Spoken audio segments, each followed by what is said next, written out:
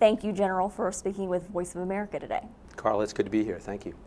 One of the things that I've been told in this building is that the key point of U.S. Army Africa and AFRICOM is to work alongside the State Department to share the State Department's goals.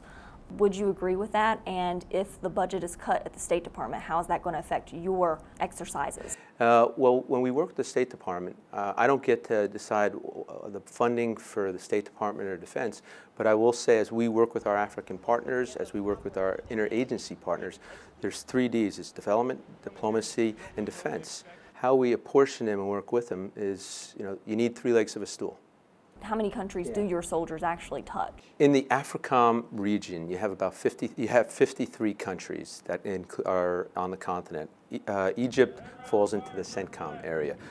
On any given year, we touch anywhere from 40 to 45 of them, either in engagements or actual soldiers on the ground. Wow, and so how many operations is that roughly per year? The question is really how many activities do we do there, and somewhere in the order of 300 or so for U.S. Army Africa, and another 9 or 10 exercises we do with our African partners.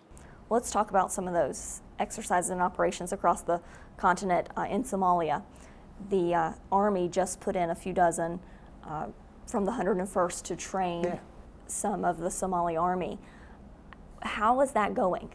Actually, those are soldiers that fall under the 1st of the 101st, and they fall under United States Army Africa. And I was in Somalia last month visiting them during the course. They are training Somalis how to drive to keep their logistics going. And it's going very well. So we're pretty happy with the progress that is going on that particular training mission. So by drivers, you mean? Truck drivers. And I happen to be a son of a truck driver. So visiting that course, I had an interesting time talking to the Somalis that were taking it and the soldiers that were giving it.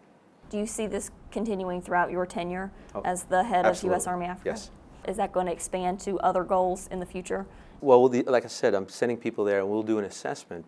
So we're all working together to understand what the problem is, and we're also working with our mostly European partners on how we can help the Somali National Army be effective in securing its own population. For our audience that is wondering, why is he not talking about special operations and conducting strikes? I'm not a special operations officer. Tell our audience, please, the difference between special operations in Africa and U.S. Army Africa's job. That's a really good question, Carla. I appreciate that.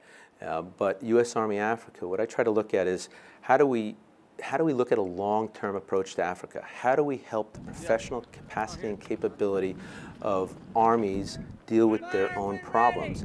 And the special ops, they're dealing in their special niche that they're very good at. What I'm looking at is the general purpose Army. How can we help them improve their security? How can we help them improve their professionalism? Do the population run towards an army or run away from an army? And there's some bad history going back years in Africa that they were afraid of their own soldiers. Well, working with them on a regular basis and watching the evolution since a lot of those things happened years ago, it's very encouraging to see where those armies have come to. Major General Joe Harrington, thank you so much for speaking with VOA today.